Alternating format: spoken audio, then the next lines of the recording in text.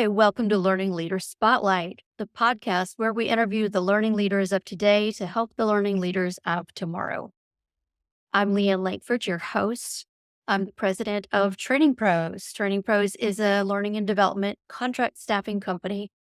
We like to say, Training Pros, when you have more projects than people, let us find you the right consultant to start your project with confidence. I am excited today. My guest is Lisa Christensen.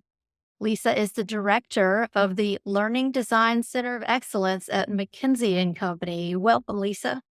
Hi, thanks for having me, Leanne. Oh, we're thrilled to have you here. Um, so first of all, I have to comment on the name of your department. This Yes. would have been my dream job in my 20s. Learning Design Center of Excellence. It, it is a dream job for sure. It sounds like the perfect place to look when you're trying to really lean into the instructional design side of our job. Um, so why don't you give our audience a 60-second overview of who you are and what you do? Sure. So, as you mentioned, I work for the global management consulting firm McKinsey and Company, and I lead the learning design COE. And so that team essentially builds all of the learning that we offer in the firm for our partners, for our consultants, and also for all our firm service professionals. And we also run the research and innovation function. So we started a few years ago the R&I Learning Lab, and through the lab we do all sorts of interesting thought leadership experiments. We partner with some big academic institutions and are really trying to think a lot about what does the future of learning look like. Again, it sounds like it. It Wow. is. Mhm. So, you've been in the industry quite a while. What are the biggest changes you've seen in learning and development over the last 3 to 5 years? Yeah, I have. So I have been doing design for more than 20 years at this point, and I've grown up from a little baby content developer to where I sit today. The last 3 to 5 years, I think, have been really interesting. I think there's been a lot of change in technology. One of my criticisms of our industry, I think, for many years has been that we've had a hard time keeping up with consumer grade trends, right? So you've heard for many years people talk about like, oh, I wish the interface felt like Netflix. I wish the recommendations felt like Amazon. I wish the search felt like Google. And we just haven't been there as an industry. And I feel like in the last few years, you start to see big steps forward. The platforms are getting a lot better. The quality of the kind of experience is getting a lot better. I think we are hopefully trending away from so much kind of knowledge delivery into more uh, practice oriented learning, more skill oriented learning. But I do think the technology in the last few years has really made leaps and bounds. I do agree technology has made leaps and bounds. I attend, I still play around with the e-learning tools. I Yeah. still work it. And so it's amazing to me what you can do today versus I've been in the instructional design just a little longer than you. And we used to have to write out our storyboards on a Oh, Word I document remember this. and send Yes. it to programmers and to Yes. me. Yes, I totally remember that. I remember burning, big, e-learning courses onto CD-ROMs and mailing those CD-ROMs to participants. So, yeah, no, we're we're a lot better off than we were a few years ago, for sure. We can do a lot more, a lot We can do a faster for lot a more. lot less money. It's true. It's amazing.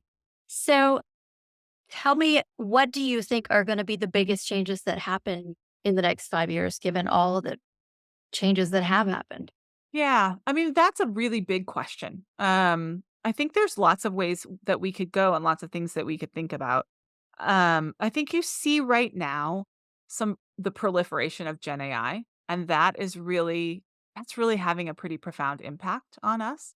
And one of the things that I have been thinking a lot about, and we've been doing a lot of work in our organization about, is like where will Gen AI show up in learning? It feels like there's a couple of different streams. There are productivity use cases and there are like true innovation use cases. I feel like the productivity ones are coming really fast. Already see embedded in a lot of platforms like GenAI agents or bots, chatbots, right, that help answer questions for participants or give you some coaching. You see lots of interesting simulation type interactions. So I think there's lots of really great technology coming, especially for like making learning more productive over the next few years. That I'm really excited about. I hope that one of the things that we also see is that it's not just about technology, but that as Gen AI starts to kind of take some of the burden of what we have to do every day off of our plates, we might be able to think a little bit more about, okay, so where do humans really make the difference? Um, and a lot of my personal work is on the topic of apprenticeship, the idea of really teaching and learning in the workflow from somebody who is what we would call an experienced other or an expert, right? And I what I'm hopeful to see is that technology takes a bunch of the lift for us, that we're able to do things a lot quicker, maybe much more efficiently, and in that we can spend even more time like in the workflow, really thinking about how people support each other and thinking about like what are the pieces that humans are the best at? So that sounds amazing. It sounds like where we've always wanted to head, but we're Yeah, getting exactly. closer and closer every day. We are. And it's interesting that you say that actually, because we've been talking a lot about all the things we've dreamed of for 40 years, right? Hyper personalization at scale, everybody getting exactly the kind of learning that they need in the moment that they need it. We may be on the cusp of that, right? And so thinking about how we do that really well, how we make good choices about where we bring in Gen AI so that we don't just flood people with a whole bunch of new stuff that they can't possibly take in, but we use those tools in really smart ways for learners. I'm excited to think about that. I worry a little bit about the flooding, about just the overwhelm of new stuff at people. They don't need more new stuff. But if we can make really good choices about where to use that, I'm excited about that. I don't blame you for being excited. And, regarding the flooding, I think you pointed out the biggest point of in the moment of need versus Yes. let's just dunk you into a whole bunch of e-learning and courses Right. and try to learn everything. Get it right when you need it, right when the situation comes up. Yeah. It is everything we dreamed about, but it also sounds a little bit like a sci-fi movie. Sure, it does.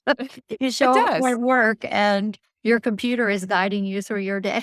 Yeah, it does. But I think you're gonna get more and more used to it. I don't know if you've had any opportunity to work with like a Microsoft Copilot tool yet. Um, but that's pretty interesting. And I think we're gonna get a lot more used to things being in the flow that help us. And so we might see a shift in our industry of how much people kind of step away versus how much we try to go into the workflow where they are and really help and support them in that workflow. And that'll just be an interesting and really dynamic thing to experience. And maybe potentially a lot of changes for us. Yeah. The one thing I know is going to be happening in the next 5 years is a lot of changes for us. So the rate of change today is mind boggling, and you have to work hard to stay abreast of all the changes. Feels like it's almost your job to just keep learning. What's It's changing. true. It's totally true. It's hard. Sometimes it's hard to hang, and it feels really easy to get kind of outpaced with everything that's happening. So I agree with you. I think it's really you have to make a really concerted effort to stay current. Oh, agreed, agreed. Let's shift gears a little bit. Sure. Can you tell me about your most influential professional mentor you've had? Sure. It's a lot of people spring to mind when you ask me this question, actually. I feel like I've been very fortunate to work with really great women over the last 20 years. And when you ask me this question, a bunch of them come to mind, but two really stand out. One from whom I feel like I really learned the craft of design.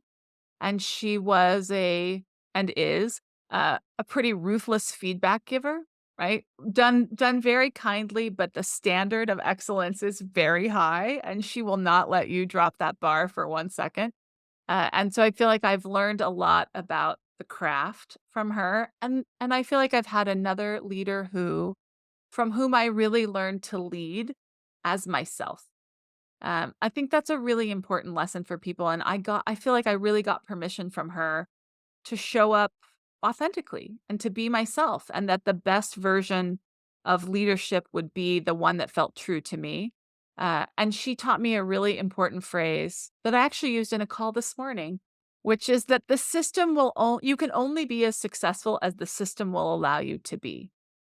And and I really love that, and the thing that feels really important to me about that is it really reminds me that sometimes grinding through something isn't the way to solve the problem, but that you might have to step back, kind of look at the thing as a system and figure out, "All right, how might I influence the system instead of just grinding myself down in this situation?" So I've had a lot of really great mentors who've had a lot of professional wisdom to lead me, but those 2 really stand out. So I love a lot of the things you just said. I believe mentorship is one of the things that people really need to focus on when they're early in their careers. And then us, as we're older in our careers, we should try to be the mentor. But I loved, number one, that you had two great mentors. I loved the one that was hard feedback, but not as much because she was hard, but because you were open, accepting, and utilized the hard feedback. Yeah. Not everybody can do that. Not everybody can do that, but actually she's really, has become for me kind of a model, an archetype of what I am trying to build in a strategy of apprenticeship. And she was always in the work with you, right? She's not kind of out in some ivory tower, you know, shouting down at you, hoping you get better, but she was in the work, right? And lots of feedback and really helpful in shaping deliverables and challenging your thinking. And I feel like I learned so much from that really rich kind of partnership that it's really changed the way I approach working with others, and it's really shaped my thinking on what matters in learning. You need great teachers. You need great teachers. And if you don't have somebody who's in the trenches with you, it can be really hard to learn. So that experience has really profoundly changed how I view learning, I think. I love it. I do. And another aspect I loved about what you said was you were talking about a lot of women have helped you. And I Yes. love the idea of women helping women in the workforce. Me too. Yeah, I know it's interesting because when you asked me about professional mentors and I thought back, they are all women. And gosh, that's a gift. So, It is a gift. And so you may not know this, but we're a woman owned company. oh, that's And exciting. it is. So we're certified woman owned, but um, I keep trying to hire men into the company, but we're still 95% women. Oh, really? Oh, that's so interesting. That's Yes. so interesting. It is, and I'm not sure what that is, and I'm trying to add more diversity of gender. But that sounds like the opposite problem a lot of people are trying to solve. So that's maybe that's a great place to be. Yeah, it is a different problem than most companies have. Um, so on the topic of hiring, what skill do you think is one of the more difficult skills to find in a new hire? Yeah. One thing that I'm really looking for in people right now is their ability to work with data. So learning, I would say 10 years ago, the only data we really had were smile sheets, right? How do people feel about a program once they're done with it? And today we are flush with data. Depending on the platforms that you're using, depending on kind of the people analytics environment in the organization you work for, you might have more data than you know what to do with. And I don't know that because that's sort of a new place for us to be as an industry. I don't know that we have enough professionals yet who really know how to manage uh, data and really work with it and really derive a lot of insights. I heard somebody say a few years ago, we're drowning in data but starving for insights. And I definitely feel that some days. Like I can tell you down to the tiny piece of content in our learner experience platform what people are using and doing. But what should I do with that knowledge? What insights can I draw from it? How should it shape the strategy? So I'm really excited and would be really excited to have more learning professionals who have a great grasp of data, who understand what to do with it, who understand how to really draw important insights and help us shape strategy from those insights. That feels like a missing piece to me right now. So it's amazing that you do have that much data because, as you did say, we had, the level 1 through 4. I used to count at level 0 of behinds and seats was Right, level 0. exactly. You would report the count of people who took training and Exactly. whether they liked it, and then how did they do on the test, and then beyond that, it was very difficult to gather the data. Yeah, and I think some of us are stuck in that paradigm, right? Because you still hear a lot of people in our industry talking about completion, right? How many people completed this program? And I don't know if that's important, but it's certainly not the thing I'm most interested in. I think we're moving into a world where the structure of learning is going to look very different, and the standard for how effective something is not going to be whether or not people completed it.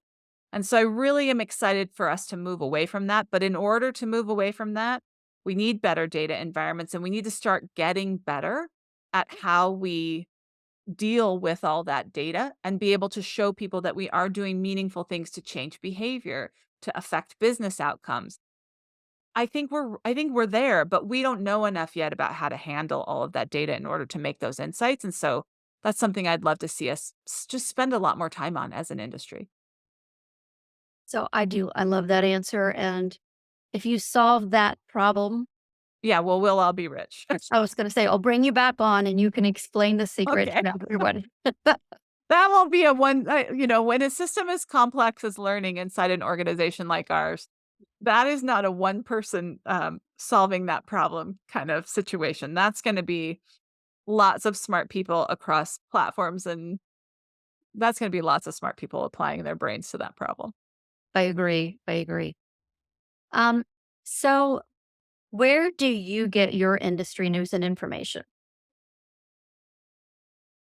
There's almost too much information available. And we were saying, a little while ago, it's really hard to kind of keep pace with everything that's happening. I do think you have to be a really smart consumer. I'd answer this question in two ways.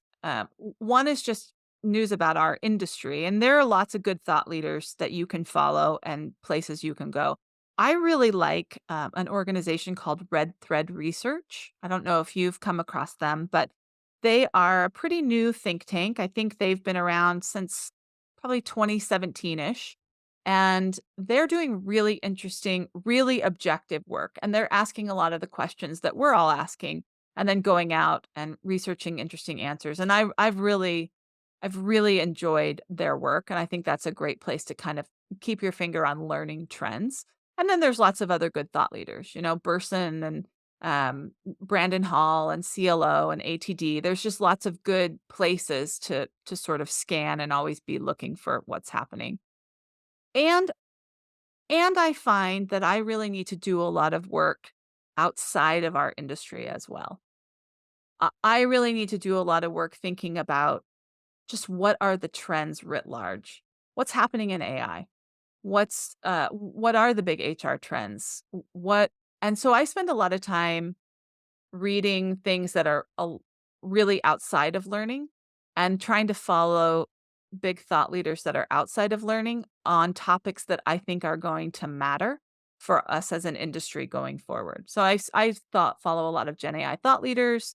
I read a lot about kind of emerging academic research in psychology and cognitive science. So I try to go really broad. Yes, I'm interested in what's happening in our industry, but also I'm really interested in sort of future thinking and trying to understand signals. And so I spend a lot of time reading outside of our industry too. And it's great advice to the future learning leaders that we do have to keep from having tunnel vision, Right. L and D. I'll definitely look up that red thread. Yeah, they're great. Uh, Run by 2 women, Danny Johnson and Stasha Gar, and they're great. I think you'll really enjoy it, and I think they're asking a lot of really important questions, and their research is very objective. They did a great study last year about all of the learning platforms, and they came away and had categorized like more than 400 learning platforms. Um, that was a really helpful piece of research I've used a ton. So I think they're a great source of information in our industry.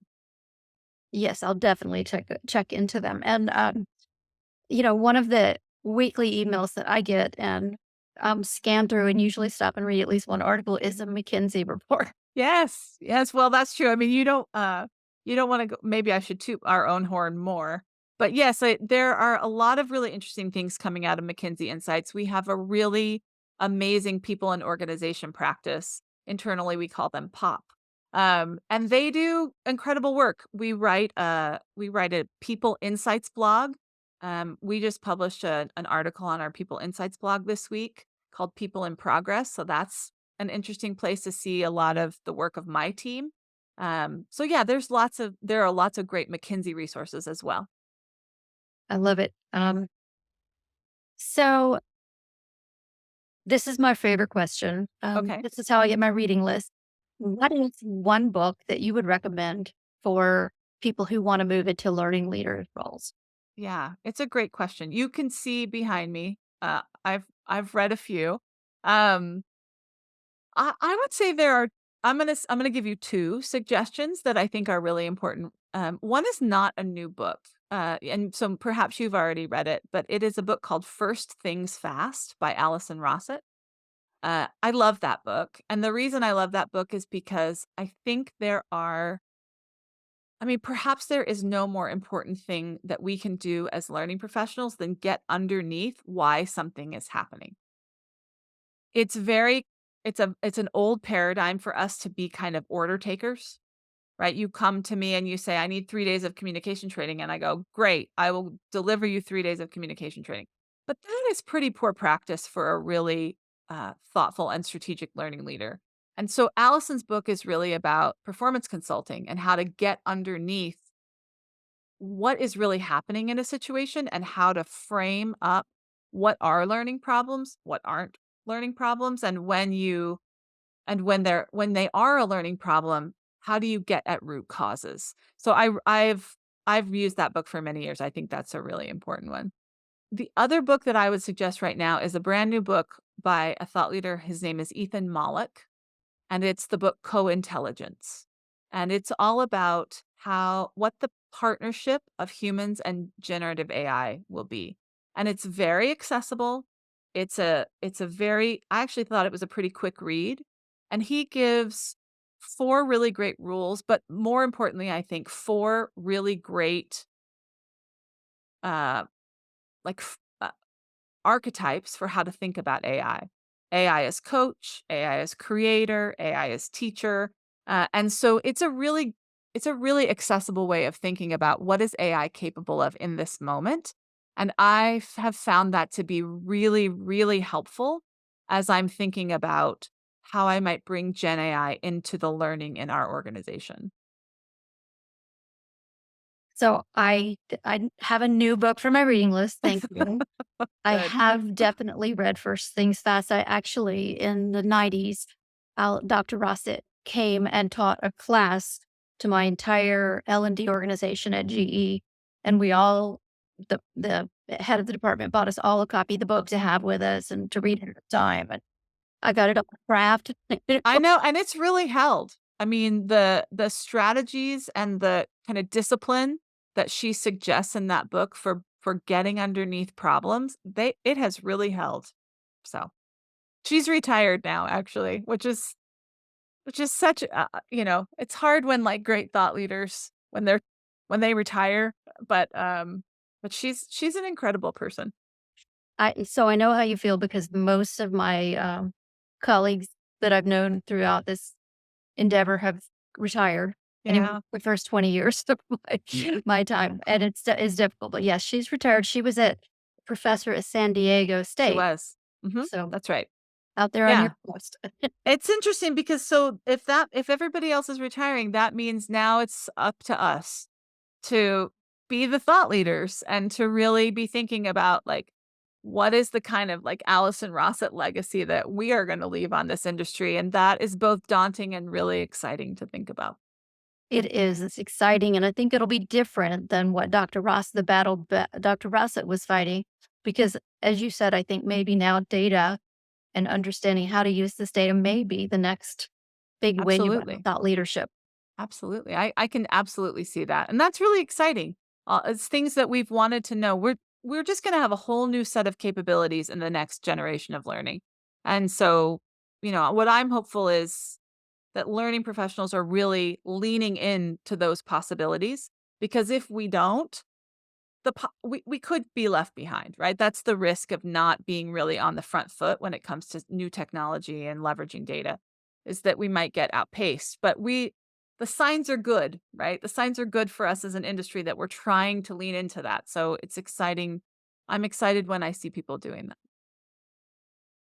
Well, you have given us so many great insights. I can't thank you enough for being a guest on our show. Oh, my pleasure. As a thank you to you, we're going to plant 5 trees in your name. Oh, thank you. You're welcome. Right now, we're planting for reforestation in Canada after forest fires, which, of course, being in California, you're familiar with I now. am. I am. Um, so I'll send you a certificate telling you where we planted the trees. And it's our charity at Training Pros is we plant trees around the world. We've planted 4,000 trees to date. Wow, that's amazing. That's really lovely. Thank you so much.